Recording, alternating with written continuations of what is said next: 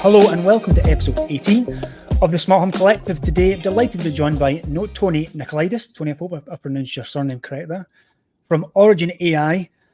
Tony, I'm not going to try and give a very poorly described sales pitch of what Origin AI is. So I'll hand over to you.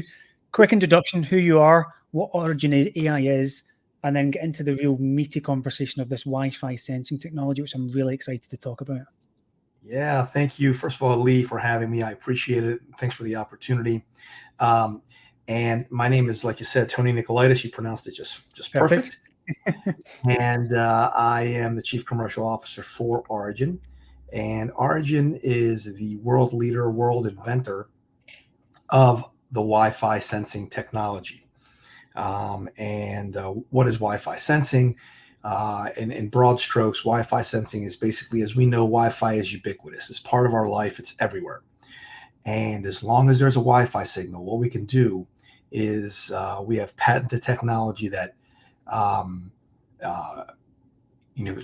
looks at the distortion in the Wi-Fi signals, looks at the changes in the Wi-Fi signal. Thank you. And why do Wi-Fi signals change? Because bodies move through them, because things move. Anything that moves, it's like a body of water, will distort those signals. And we can contextualize and understand what's happening in the room or in the space by the changes or the disruptions in the Wi-Fi signal. As long as there's Wi-Fi, we can do that. So you don't have to wear anything. You don't have to have, for a lot of the use cases, a crazy amount of things you have to buy. I don't have to buy anything, and I'll describe why. But that is basically what we do. We contextualize the disruption in the Wi-Fi signal. Okay, super. What was it, before we get into the technology itself? Where's Origin came from? What's the origins of Origin? As bad as that sounds. Where did it came from? How was your part in play these days? Yeah, very good. So where did Origin come from? In 2012, Dr. Ray Liu was doing some research for the U.S. government. Now, who is Dr. Ray Liu? Let's start there. If you are in the world of digital signal processing, which is a global, everybody, digital signal processing is how the transistor was invented. I mean, it's the basis for how our technology and computation has grown so fast. If you are in that world, Dr. Ray Liu is a world-renowned leader in that. He's the outgoing president of IEEE, very involved in all the global. There he is. That's Dr. Ray Liu right there. Thank you, Lee. He is basically a world-renowned scientist. Anyway, he was doing some work for the government. He realized in doing so that, I think I can probably take this technology and use it to change and help positively affect the world in doing Wi-Fi sensing. At the time, Dr. Ray Liu was a professor at the University of Maryland. Okay. So he left that job and he started Origin in 2012. He hired 4 people, and for basically 7 years, they worked on the technology. They baked it. They got it to where it was absolutely foundationally solid. And they brought on Spencer Maid. If you scroll down, you'll see Spencer Maid, who's our CEO. And maybe he is not on this page. Anyway, Spencer Maid is our CEO, and Spencer Maid started to kind of develop a commercial team. Now, how did I get involved? Spencer Maid and I spent 30 years at Stanley Black & Decker, which doing power tools. Okay. And doing business development of power tools and so forth. So Spencer and I knew each other very well. And then Spencer called me and said, "Hey, you've got to come look at this technology we have." And I came on board, and now I'm the Chief Commercial Officer and he's the CEO. And that's how I got here. And it has been absolutely a million miles an hour ever since I got here. And I suppose that's the nature. Is it true to call Origin a startup? Is it a startup anymore? Is it more founded than that? Yeah, so we are just about hitting that small business phase. We've just about jumped the chasm. And so we are a group of 50 people. And, we've had, really good support and investment We have not, thus far, we haven't done any venture capital money. It's all been strategic investors who are going to buy or buying our technology. Sure. Okay. So the excitement of really why I wanted to have you on today, Tony, was to talk about the Wi-Fi sensing, the technology itself. So most of our listeners are using some form of presence within their house, whether it be a PIR sensor, whether it be millimeter wave radar. I think millimeters come on in the last year or two quite well. And you've got companies like Akara now creating devices which can calculate presence based on occupancy based on the millimeter. When I started looking into the Wi-Fi sensing stuff, it almost seemed to be millimeter, but on steroids. It was far more kind of expedited and beyond that. Is it as simple as just interpreting the breaks within the Wi-Fi wave? Is that how simple it is? Well, in its simplest form, yes. But when you really start peeling back the onion, it becomes much more complicated, obviously. It's why Dr. Ray Liu and the team took 7 years. But okay, once we understand, we take it by use cases, what we call engines. For example, macro motion, running, doing jumping jacks, moving your hands, all that stuff causes significant disruption in the Wi-Fi waves. We have a macro motion engine. Micro motion, just sitting watching TV and hitting the remote control, all the way down to sleeping. Believe it or not, when you sleep, just the breathing in your torso will disrupt and move the Wi-Fi wave. Wow. You have an engine for that, right? And all the other engines that we do allow us to very, very confidently verify human presence in the room. That is our ethos, Lee. That is our promise. Verified human presence. Not just that, Lee, but we can also segment out, because of some of the verticals that we're in, not human. Like, for example, it's either you walking through a room or it's something else. Maybe it's your dog, your cat, your rumba vac, your curtains are moving in your house, your door opened, whatever. That is non-human or mechanical motion or other motion.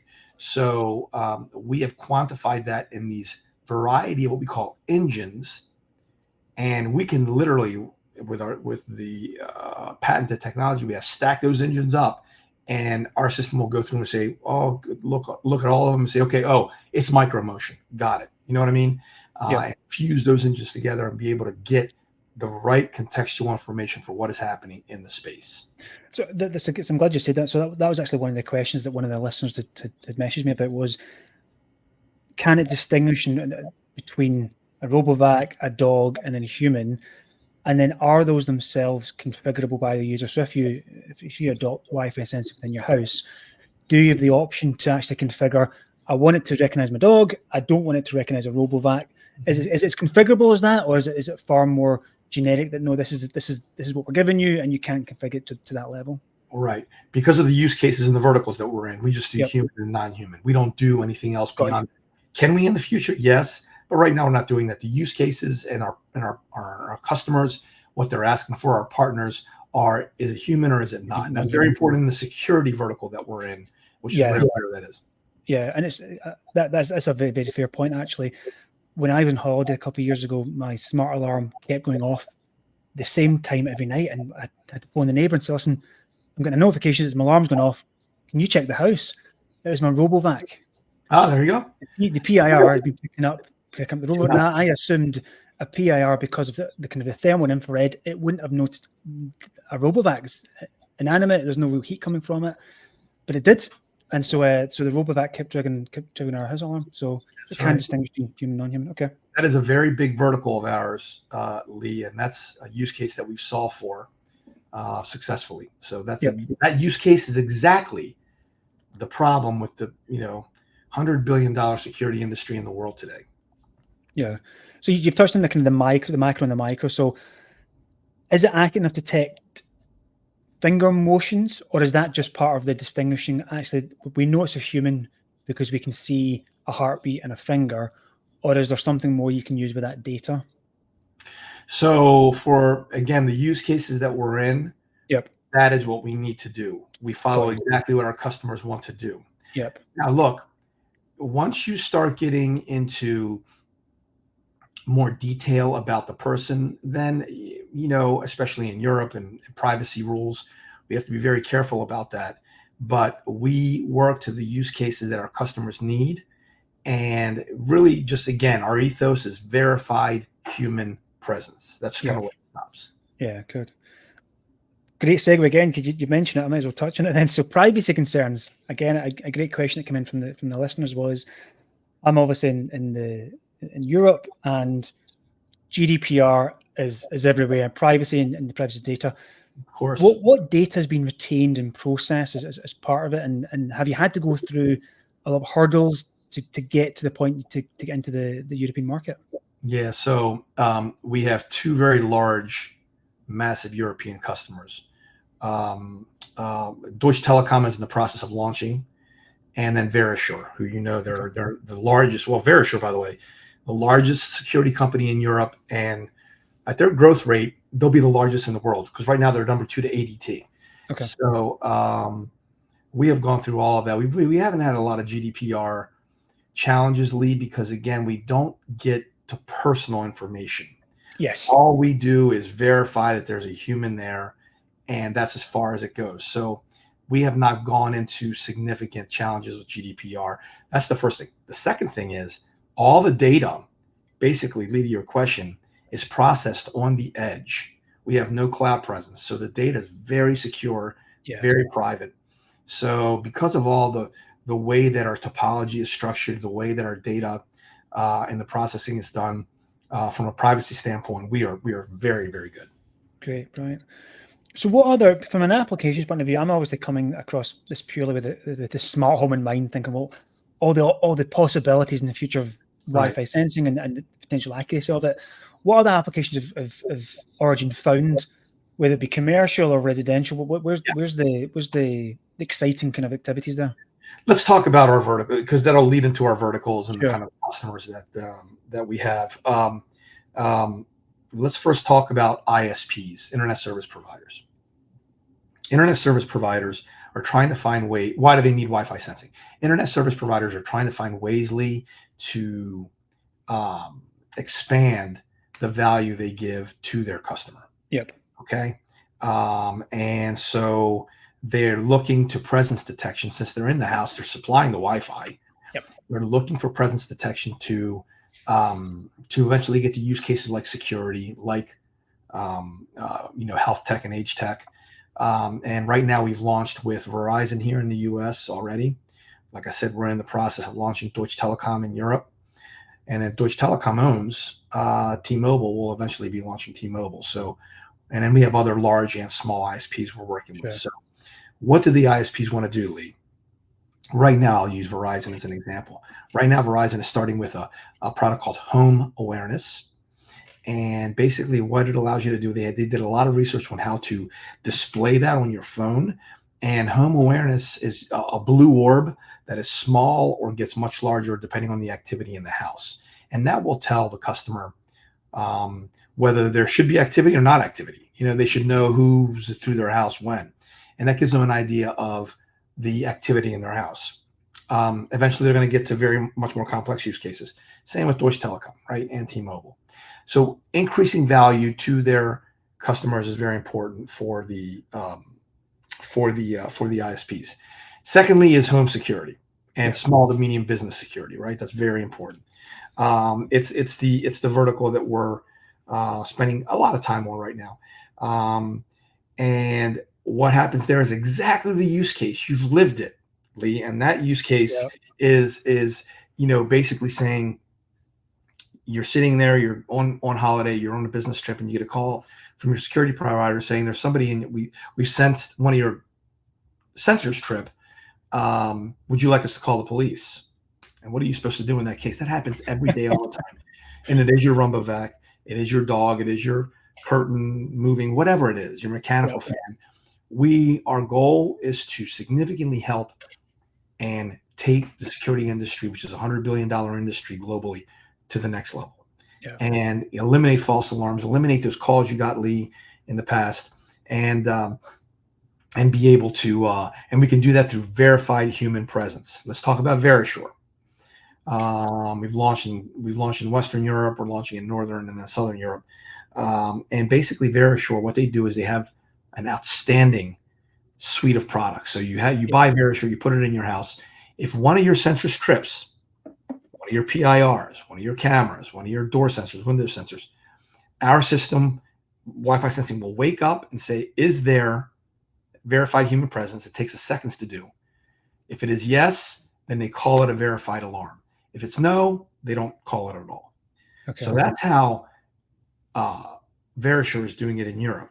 We're also launching a large company named Alarm.com here in the US, and they're doing things too very similarly, kind of supplemental to their system. Yeah. Okay. So that's they're the use cases that we're solving, in the security industry, which is very big. Then the third vertical is what we call smart spaces, or IoT, and we're working with the largest HVAC manufacturer in the world. We'll soon be announcing that, and that is smart thermostats. Today, when you look at smart thermostats, Lee, you got a bunch of PIRs. A lot of times they'll lose you. The air conditioning or the heating turns off. You're not going to need any hardware. All you're going to need is our technology in the thermostat, and we're going to have verified human presence and keep the temperature where it needs to be, right? Yeah. The other interesting use case that we've already done, and for legal purposes, we can't announce the company, but I will tell you this: it's the largest light bulb company in the world. Okay. You can go buy their light bulbs, and on their light bulbs, their Wi-Fi light bulbs, you can buy 2 light bulbs, put them in a room. These are excellent products, obviously, this company makes. And those 2 light bulbs have this huge kind of oval sensing zone between them. And as soon as you enter that sensing zone, the light bulbs within a half-second turn on. Okay. You set the time when they turn off. So that's kind of smart spaces. Yeah, and the beauty with that is you're not having to, apart from the light bulb itself, but you're not having to buy individual sensors per room. Yes, correct. Because it's part of the Wi-Fi network that's already in your house. You're not. It's the removal of having to set up and configure sensors in each individual room, which is good. You know, buy 2 light bulbs, put them in a room. The minute it senses human presence, within a half-second, boom, they're on. Yep. And then the last one is what we call health tech. Now, health tech we are not as active in right now because we're very much focused on the other 3, but we will be. And what do I mean by health tech? My parents, elderly nowadays want to age in place. My parents live with me right in the basement, did the basement for them so that they have their own suite downstairs, which is great. But I travel a lot for Origin. And if my wife's not here, whatever, I want to understand what's going on with my parents. So there's many use cases there. Number one, movement trends. Are they spending more time in bed this month, this day, this week, this year than they did comparatively? Are they spending more time in the bathroom versus the trend last year? So the system learns where they go through AI, obviously. Right. And then it establishes the data. And then from there, it shows you deviation to the data. That's number one. Then you get to much more complex use cases, which will require possibly more hardware. And that's fall detection if a person falls, right? It's the leading cause of really deterioration in health in the elderly. Yeah. So those are the 4 verticals that we're in. I told you, and through our customers that are already buying, and we have many other customers in the pipeline, many of them which you would understand and know. But that's kind of what we do. So that's a synopsis there. Sure. The ISP one's really interesting to me. So I've worked in the utility sector for 20, 25 years. And the thing that certainly within the UK space that the UK energy suppliers have failed to do is truly own the home. There's always an aspiration of we want to own the home. We want to supply your electricity, your gas, your Wi-Fi. They want to do it all. Yes. But one thing they've always struggled to do is really provide tailored tariffs based on not only your use case, but actually when you're in the house. Right. So it's never been done. Well, it's been done very patchily. But the suppliers are already really to listen. We can provide you with a really tailored tariff to your electricity and gas because we know between these hours you're either in your bed or you're in the house or you're outside working. Yes. What this technology would really do, I'm kind of light bulbs going off in my head right now, Tony, is in terms of this would allow, certainly from an ISP provider, that data to generally understand and start to completely map out habits, occupancy rates, Yes. when you're in, when you're not in, and completely start to tailor that whole home experience of, we can charge you less for your gas and electricity because we actually know between these, from the data from TrueSense, True Presence, you're not going to be in the house at that point in time. So it's fantastic stuff. It is. And, I think when we talk about the smart home collective, it's exactly right up your alley. Yep. Has the smart home really been truly realized yet? The answer is it's getting there. You can tell me better than anybody else here, but I think it's getting there, but it's still very disparate apps, It's very hodgepodge. Yeah. Yes. We firmly believe occupancy is the missing piece of that puzzle that will allow the whole situation, the whole smart home to glue and be able to understand occupancy times. When does the house wake up in the day? When does it go to sleep for the night? Who's in? Who's out? Like people, not names and like who identity wise, but are there people in the house or are they not? And we really feel like it is the final missing piece to make the smart home a reality. And so, we really believe that that will happen. Yeah, I've been using millimeter, a combination of millimeter wave and sensors and PIR for the last couple of years. And they do a decent job. You're kind of bringing different devices together under that single platform. But you get a lot of false negatives. And it's never 100%, and you're never quite sure, is it right, is it not right? So certainly this Tony's certainly very exciting. Yeah, great. So there's clearly a big dependency then on the ISP in this space. So working with your ISP providers, you're really depending on them having a really good network and relationship, because ultimately they're deploying your technology on their network. Correct. Has that been a challenge, or kind of do you feel that you've got the right relationships and stakeholders there to make sure it's a success? We've been really blessed. Our relationship with Verizon is outstanding. For example, Verizon's a big, massive company, and we don't know up to the CEO, but very critical leads in the product management space there. It's an outstanding team there. We have a great relationship with them and their engineering team too. And we work with them very closely, and our firmware is on the Wi-Fi chip in the router. Okay. And right now we're working with Deutsche Telekom. Our CEO was there just this week. We go there. We're there once a month. And it is, these are excellent relationships we have. We don't have an issue there. So I think they're very, very good, smooth ramp ups and so forth. So we haven't had any major hiccups at all. And I can just tell you from the Verizon experience, right? So it's been very smooth. Good. So from a consumer point of view, it's obviously not at the point somebody can go to the local Home Depot or the little B&Q shop and say, right, off the shelf, today I'm going to plug and play this Wi-Fi sensing technology. How does somebody go about, if they're lucky enough to be in a region where you're kind of set up? Well, really, we're a business to business business model. So we depend on Verizon doing that, Deutsche Telekom, Verisure. We don't go direct to consumer. Yep. So we do that through our very valued customers. We work with them. We make sure that they have the right material, and that we try to guide them in terms of how to display this thing. But once they get to know us, they know what we're about. Yeah. They can go out there and market us. And by the way, in Europe, I'd rather have Verisure marketing us than us marketing us. So, so we're very, very happy having it in their hands and working alongside them. Good. Yeah, because I was certainly from a Verisure point of view, I would say in the last couple of years, certainly within the UK, they're a big name. If you go back 6 years ago, you'd be struggled to hear Verisure. All of a sudden, they're the kind of the main players right now in the kind of smart home security space. So it's good. It's a great company there. They're one of our investors. We have a very close strategic relationship with Verisure from the top to the bottom, from their CEO down. And we really love working with the Verisure team in Europe. Yeah.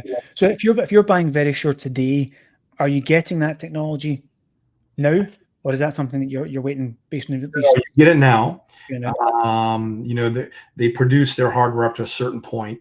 Like we're in their central unit, like the hub. That's where our technology is, in the Wi-Fi chip in the central unit.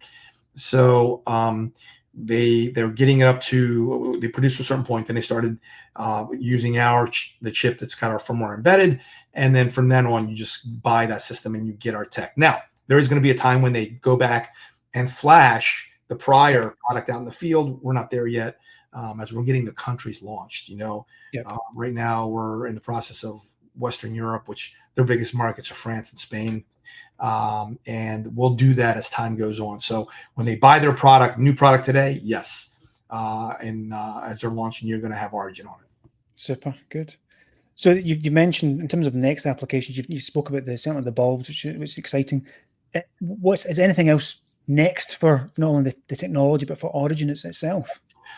Well, we are very focused on right now, to be honest with you. We have a lot of activity in the ISP and the security space. Yep. We're not a big company. We're not a Verisure. So, when you have 2 launches going on in Europe, which is Verisure and Deutsche Telekom, and then you have Alarm.com here in the US, that soaks up a tremendous, every single person in the building is spoken for in terms of what they're doing. Yep. So right now we're in the throes of scaling all that up. And that's what we're focused on, make sure that goes impeccably, correctly, and that everything goes smoothly. And so that's really what we're focused on right now.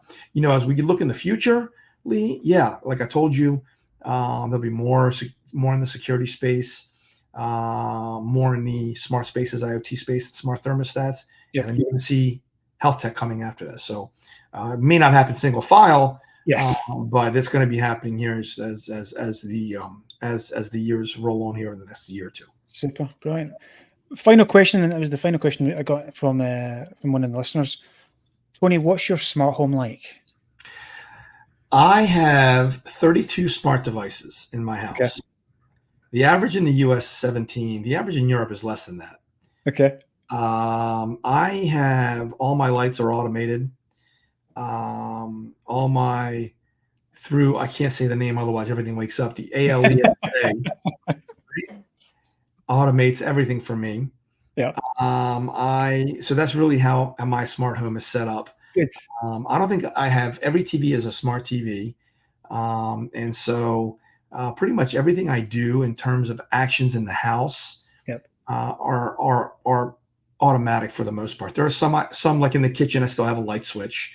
But for the most part, everything else is automated. So I have a lot of junk in the house, Lee, a lot of smart stuff. Dude, I'm glad you said that, because I would be really disappointed if you say, I'm not a smart home guy. I work for the company, but I don't. But I'm glad to hear that. No way. I have home awareness from Verizon. Okay. So I am part of the smart home collectively. Love it. Right. So before we finish up, then, any closing words from an Origin point of view, and where can the listeners go and learn more about it? Go to our website, originwirelessai.com, and hit me on LinkedIn if you have any questions. Tony Nicolaidis, I'm at LinkedIn. But we are extremely excited to positively affect millions of lives out there, whether it's getting phone calls for your security system, whether it's being aware of who's in your house, what's going on in your house, whether it's helping your parents age with respect and health. We feel we can touch millions of lives in a positive way. And so just keep a lookout for us and get a hold of me if you have any questions. Super. Tony, thank you very much. So if you enjoyed this episode, as I said, like and subscribe. Tony's just dropped his contact details there. So Tony, thank you very much. It's been a pleasure. Lee, thank you. I really appreciate it. And, look forward to talking again. Thanks very much. Cheers. Take care.